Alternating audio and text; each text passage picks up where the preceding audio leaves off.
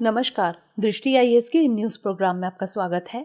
आज के in news का टॉपिक है कैसे निर्धारित की जाती है प्रधानमंत्री की सुरक्षा। यह टॉपिक GS3 आंतरिक सुरक्षा खंड से जुड़ा है। तो देख लेते हैं चर्चा के बिंदु क्या रहेंगे। सबसे पहले न्यूज देखेंगे, फिर प्रधानमंत्री की सुरक्षा योजना के बारे में जानेंगे, कार्यक्रमों की तैयारियां, मामले की स्थिति, केंद्र की प्रतिक्रिया, सुप्रीम कोर्ट का निर्देश, निष्कर्ष और अंत में रहेगा आपके लिए प्रश्न।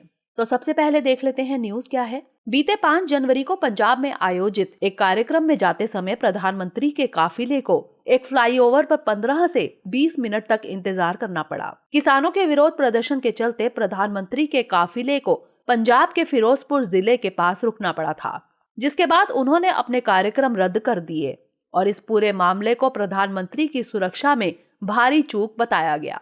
अब जान लेते हैं प्रधानमंत्री की सुरक्षा योजना के बारे में।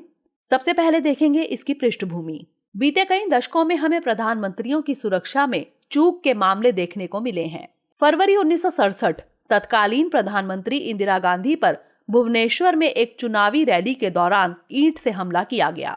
31 अक्टूबर 1984 को प्रधानमंत्री इंदिरा गांधी की उनके अंगरक्षकों द्वारा हत्या कर दी गई। 2 अक्टूबर 1986 प्रधानमंत्री राजीव गांधी की राजघाट यात्रा के दौरान उन पर गोलियां चलाई गई। इन घटनाओं को ध्यान में रखते हुए स्पेशल प्रोटेक्शन ग्रुप यानी SPG एक्ट 1988 पारित किया गया और प्रधानमंत्री की सुरक्षा विशेष सुरक्षा समूह या SPG को सौंप दी गई। अब अगर प्रधानमंत्री की सुरक्षा योजना की बात करें तो प्रधानमंत्री की किसी भी यात्रा के दौरान उनकी सुरक्षा की एक व्यापक योजना बनाई जाती है, जिसमें केंद्रीय एजेंसियां और राज्य पुलिस बल दोनों शामिल होते हैं। इससे जुड़े व्यापक दिशा निर्देशों को SPG के ब्लू बुक कहे जाने वाले दस्तावेज में निर्धारित किया गया है। प्रधानमंत्री के किसी भी नियोजित यात्रा से 3 दिन पहले SPG एक अनिवार्य अग्रिम सुरक्षा संपर्क यानी ASL रखता है, जिसमें SPG अधिकारी, इंटेलिजेंस ब्यूरो यानी IB के अधिकारी, राज्य पुलिस अधिकारी और संबंधित जिला मजिस्ट्रेट सहित कार्यक्रम की सुरक्षा से जुड़े सभी लोग शामिल होते हैं।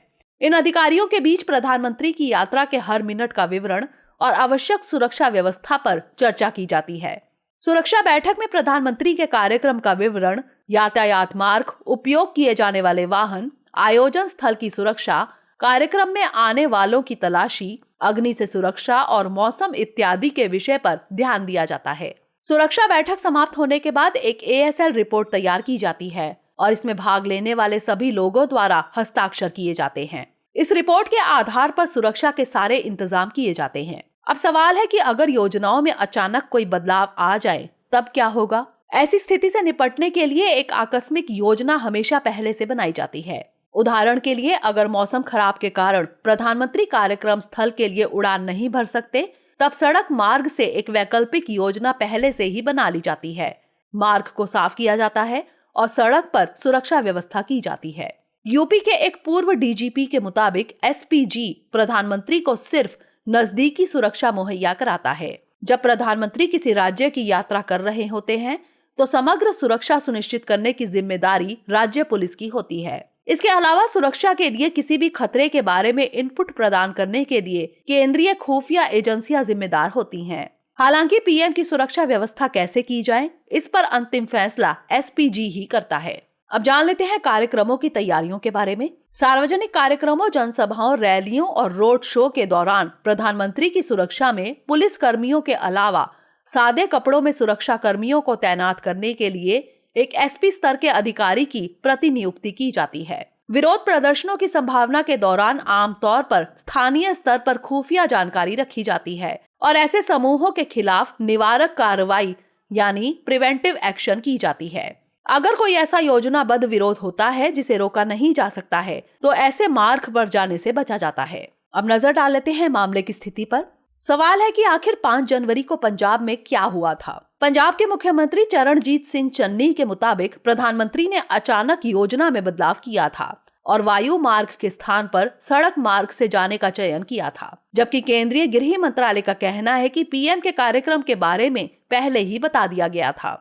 गृह मंत्रालय के मुताबिक पंजाब पुलिस के DGP द्वारा आवश्यक सुरक्षा व्यवस्था की पुष्टि के बाद ही प्रधानमंत्री सड़क मार्ग से यात्रा करने के लिए आगे बढ़े थे। बहरहाल इस मामले की जांच के लिए पंजाब सरकार ने एक उच्च स्तरीय समिति का गठन किया है। अब नजर डाल लेते हैं केंद्र की प्रतिक्रिया पर।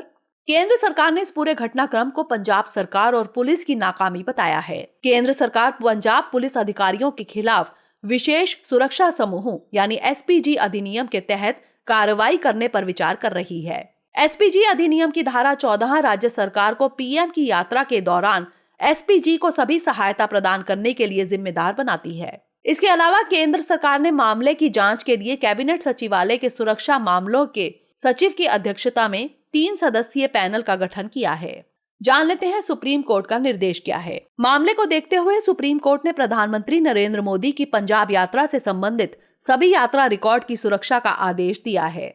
यह आदेश प्रधानमंत्री की सुरक्षा में उल्लंघन के आरोपों की जांच अदालत की निगरानी में कराए जाने से जुड़ी याचिका पर सुनवाई के दौरान दिया गया। पंजाब सरकार को यह सुनिश्चित करने का निर्देश भी दिया गया है कि राज्य में प्रधानमंत्री की यात्रा से संबंधित सभी रिकॉर्ड और सामग्री को तुरंत पंजाब और हरियाणा उच्च न्यायालय के रजिस्ट्रार जनरल की कस्टडी में सुरक्षित किया जाए। इसके अलावा पंजाब सरकार और केंद्र सरकार द्वारा गठित दोनों समितियों को 10 जनवरी तक जांच रोक देने के निर्देश दिए गए। अंत में जान लेते हैं निष्कर्ष के बारे में। देश के प्रधानमंत्री की सुरक्षा अत्यधिक महत्वपूर्ण है। सुरक्षा में चूक एक गंभीर मामला है। दोनों सरकारों द्वारा जांच के लिए पैनल का गठन भी किया गया है। किसी भी विवाद से बचने और मामले की निष्पक्ष जांच के लिए कोर्ट की निगरानी में जांच कराया जाना जरूरी है और दोषियों के खिलाफ कार्यवाही भी आवश्यक है। अंत में नोट कर लेते हैं आज का प्रश्न। प्रधानमंत्री की हालिया पंजाब यात्रा के दौरान सुरक्षा से जुड़ा विवाद क्या है? देश के किसी राज्य में प्रधानमंत्री की यात्रा से जुड़ी तैयारियों पर चर्चा कीजिए। तो ये था आज का सेशन।